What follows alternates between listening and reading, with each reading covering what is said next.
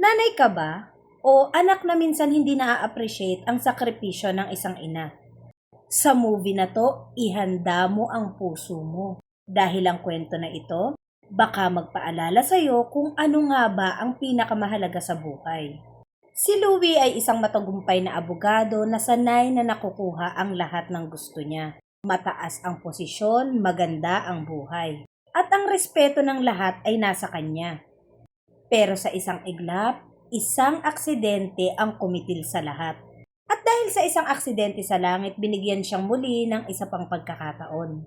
Hindi bilang mayaman at matagumpay na babae, kundi bilang isang simpleng asawa at nanay sa dalawang anak. Sa una, pakiramdam niya isa itong bangungot.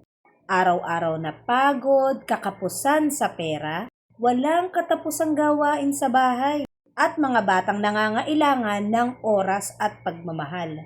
Mga bagay na dati ay minamaliit lamang niya. Pero habang lumilipas ang araw ay unti-unti niyang naiintindihan ang bigat ng salitang nanay. Hindi pala madaling umiti kahit pagod.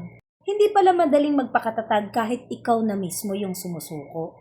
At hindi pala nasasukat sa pera ang isang pamilya na handang yakapin ka kahit wala ka nang maipagmalaki.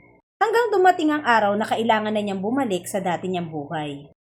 At doon niya naisip, ano nga ba ang tunay na kayamanan? Yung buhay ba na puno ng pera? O yung tahanang puno ng pagmamahal? Minsan nakala natin na ang tagumpay ay nasa taas ng posisyon. Pero ang totoo, may mga nanay na tahimik na bayani.